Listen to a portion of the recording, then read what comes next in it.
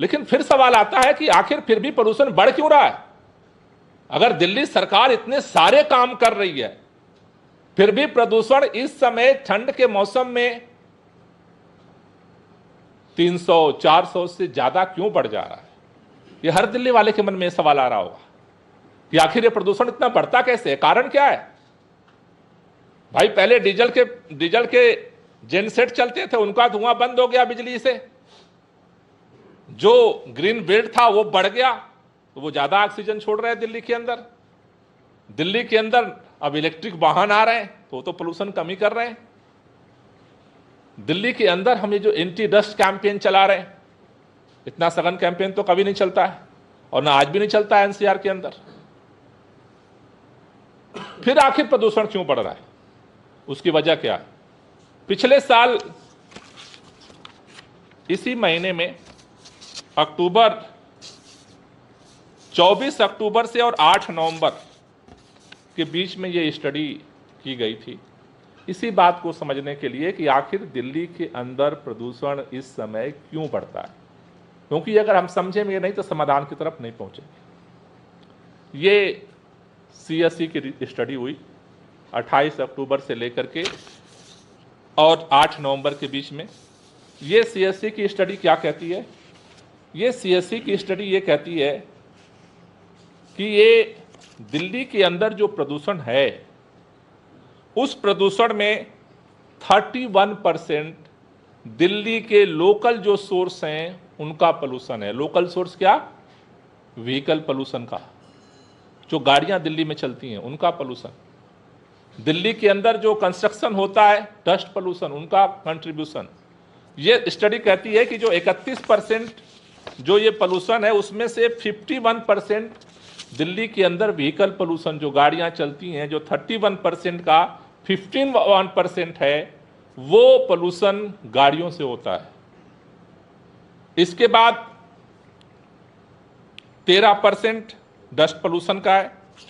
उसके अलावा 12% waste burning का है। लेकिन ये 31% के अलावा जो पोल्यूशन है, इसमें देखें 3 कॉलम, 54.5% एनसीआर के अंदर जो गतिविधियां हो रही हैं, जो उनका व्हीकल पोल्यूशन है, डस्ट पोल्यूशन है, बायोमास बर्निंग का पोल्यूशन है, उसका कंट्रीब्यूशन है। और पिछले साल जब वो 24 नवंबर से 8 नवंबर के बीच में स्टडी कर रहे थे, उस समय बायोमास बर्निंग 14.5% पराली का कंट्रीब्यूशन था, जब उस समय पिछले साल जब उन्होंने स्टडी किया था। तो यानी कि दिल्ली के अंदर जब पिछले साल स्टडी की गई 28 नवंबर से 24 अक्टूबर से 8 नवंबर के बीच में, तो ये 3 कंपोनेंट सामने आए जिसकी वजह से दिल्ली के अंदर प्रदूषण हो रहा है। अब जब सोर्स है कि 31% दिल्ली के अंदर का पोल्यूशन है, तो दिल्ली सरकार युद्ध स्तर पे काम कर रही है कि दिल्ली के अंदर का जो 31% पोल्यूशन है उसको कम किया जाए। दूसरा कंपोनेंट है 54.5% एनसीआर के अंदर जो गतिविधियां चल रही हैं, उसके पोल्यूशन को कैसे कम किया जाए। वो दिल्ली सरकार नहीं कर सकती।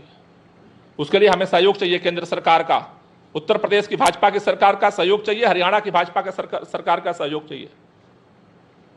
क्योंकि दिल्ली के अंदर, जैसा मैंने उस दिन भी कहा था कि सबसे ज्यादा एक्यूआई अगर आनंद विहार, विवेक विहार का होता है, उसका कारण क्या है? दिल्ली में हम सीएनजी की बस चला रहे हैं, दिल्ली के अंदर हम इलेक्ट्रिक बस चला रहे हैं, और सारी डीजल की धुआंधार गाड़ियां धुआं फेंकते हुए आनंद विहार में आकर के जब लोड हो रही हैं, तो एक्यूआई स्तर बढ़ रहा है। दिल्ली के अंदर हमने एक्शन प्लान बनाया, winter action plan, Uttar Pradesh के अंदर नहीं बना, हरियाणा के अंदर नहीं बना, और उनका पोल्यूशन भी दिल्ली के लोगों को झेलना पड़ रहा है। तीसरा जो कंट्रीब्यूशन है इस समय खास तौर से, क्योंकि ये जो सोर्सेज हैं परमानेंट है, पराली का जो पोल्यूशन है वो इस समय प्रदूषण के स्तर को बढ़ा देता है।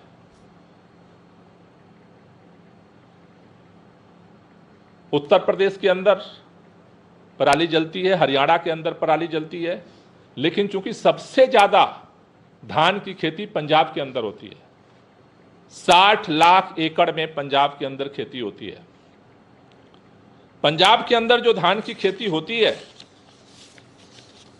उससे पराली पिछले कई सालों से जल रही है, और इस समय खास तौर से जब पराली की जलने की घटनाएं बढ़ती हैं तो इस समय दिल्ली के अंदर उसका भी जो पोल्यूशन है वो तेजी के साथ अप कर देता है। इसमें दो फैक्टर और काम करते हैं जितना मैंने एक्सपर्ट से बात की। एक, हवा की स्पीड क्या है। कल हवा की स्पीड कम थी, प्रदूषण का स्तर 400 प्लस चला गया। आज हवा की स्पीड बढ़ी है, प्रदूषण का स्तर फिर वेरी पुअर कैटेगरी में अभी जो हमने लिया वो 313 हो गया।